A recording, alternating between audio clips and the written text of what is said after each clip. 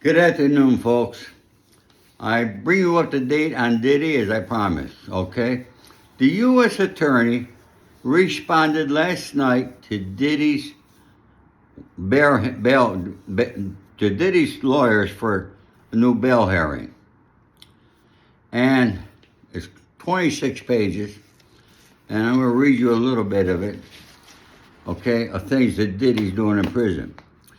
Obviously, I thought he was in special housing, but he must be in general population. I can't figure out why. All right, because he's got the PAC numbers of over 8 inmates. Now, remember, Diddy's got a lot of money.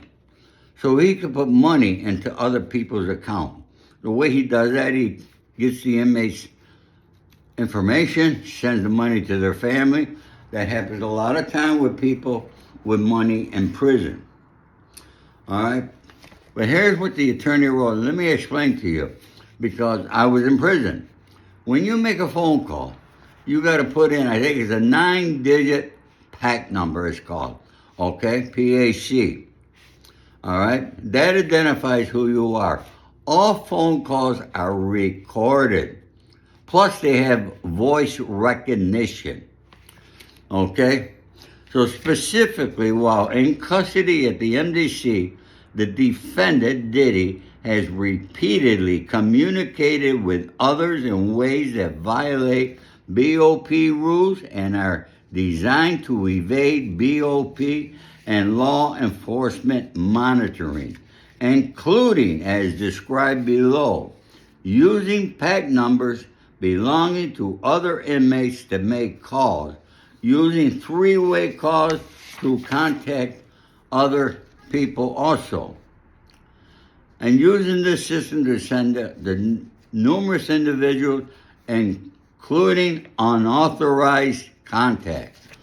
Unauthorized. When you're in prison, you got to give a list to your CO and know of who you're going to have on your call list, and they need to be approved.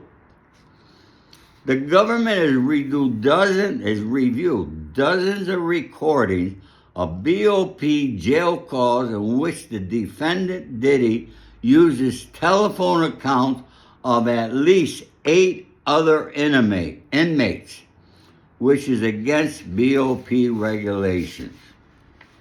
Folks, he's not going to get this bail hearing. I doubt it. If his lawyers were smart, they would cancel it. Diddy's crying the blues, his lawyers are. I was there, okay, I know what the system is. All right? I'm going to read this to you, it's a little smaller print. Based on the foregoing, the defendant has not demonstrated that he is entitled to reopen the bail hearing under 18 U.S.C., bunch of numbers, and the law cited by the defendant provides him to support otherwise.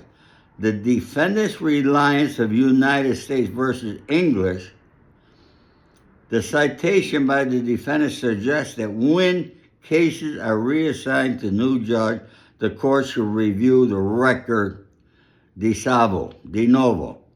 When considering bail motion, the Second Circuit's holding was not that broad. In English, the Second Circuit, all right? I'm not going to read all that to you. They're, a court number, so forth and so on. You don't need that. All right? Defendant Diddy, he's getting lawyer visits every day. He's free to call his lawyers at any time, but his lawyers are visiting him every day. So he's able to fight his case. He's lucky he's got a lot of money that his lawyers come there every day. Most inmates, they're lucky if they see the lawyer once a month, and that would be a lot. So that's the latest on Diddy, folks. Okay? So for him to get the information, that's at least 8 people that we know now that he's making their families happy by sending money. All right? So he could use their phone. See, in the prison system, when I was there, we were only allowed 300 minutes a month. That's 5 hours. Okay, so you really got to plan your phone calls, who you're going to call, and so forth. I hope this breaking news helps you folks. I'll be giving you more of today. Thank you.